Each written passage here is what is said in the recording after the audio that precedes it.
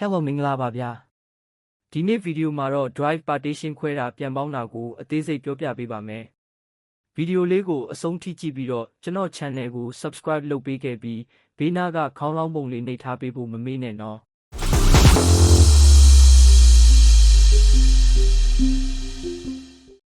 မိမိကွန်ပျူတာမှာ drive partition ဘယ်နှခုရှိလဲကြည့်ဖို့ဒီ PC ကိုဖွင့်လိုက်ပါကျွန်တော်မှာ C drive နဲ့ D drive နှစ်ခုရှိပါတယ်ကျွန်တော်ဒီ drive ကို partition ထပ်ခွဲပြပါမယ် partition ခွဲတဲ့အခါမှာသတိထားရမှာကမိမိ partition ခွဲမဲ့ drive မှာနေရာလွတ် free space ရှိဖို့လိုအပ်ပါတယ်နေရာလွတ်ရှိတာထက်ပိုခွဲမိရင် data တွေဆုံးရှုံးသွားလိမ့်မယ်အခုကျွန်တော် partition ခွဲမဲ့ဒီ drive မှာနေရာလွတ်အများကြီးကျန်သေးတာဖြစ်လို့ 50GB လောက်ခွဲပြပါမယ် partition ခွဲဖို့ start button ကို right click နှိပ်လိုက်ပါ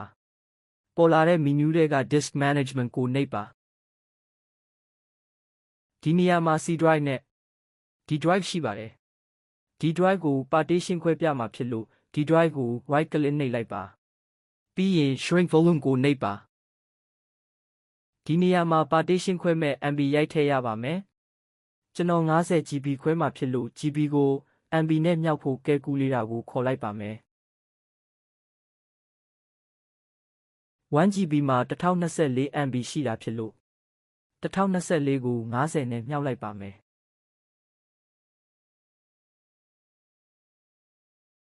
ဒါဆိုရင် partition ခွဲရမယ့် MB က 91,200 ဖြစ်ပါတယ်ဒီနေရာမှာ 91,200 လို့ရိုက်ထည့်လိုက်ပါပြီးရင် shrink ကိုနှိပ်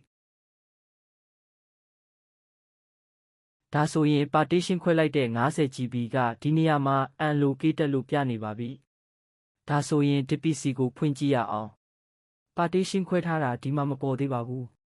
ဘာလို့လဲဆိုရင် unallocated ပဲဖြစ်သေးလို့ပါဘာထပ်လုပ်ရမလဲဆိုရင် unallocated ဖြစ်တဲ့ drive အမဲကို right click နှိပ်လိုက်ပါပြီးရင် new symbol ဘောလုံးကိုနှိပ်ပါနှိပ်ကိုနှိပ်ပါနှိပ်နဲ့ဆက်သွားပါ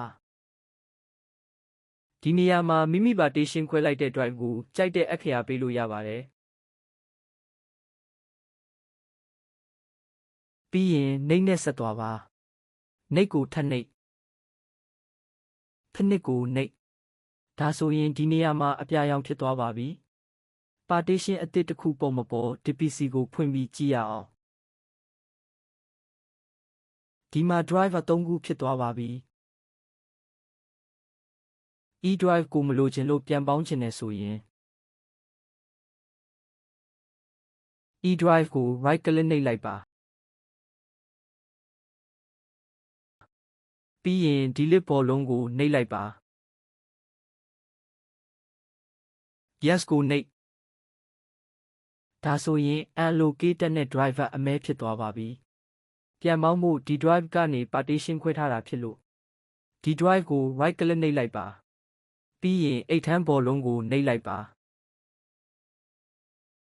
နှိပ်ကိုနှိပ်နှိပ်နဲ့ဆက်သွားပါဖနစ်ကိုနှိပ်ဒါဆိုရင် partition အသစ်ခွဲထားတဲ့ E drive မရှိတော့ဘဲနဲ့ဒီ drive နဲ့ပြန်ပေါင်းသွားပါပြီဒါဆိုရင်မိမိကွန်ပျူတာမှာ partition ခွဲတာပြန်ပေါင်းတာလုပ်တတ်သွားပြီထင်ပါတယ်မရှင်းလင်းတာဒါမှမဟုတ်သိချင်တာတွေရှိရင် comment မှာရေးပြီးမေးခဲ့လို့ရပါတယ်နော်အားလုံးအဆင်ပြေကြပါစေဗျာ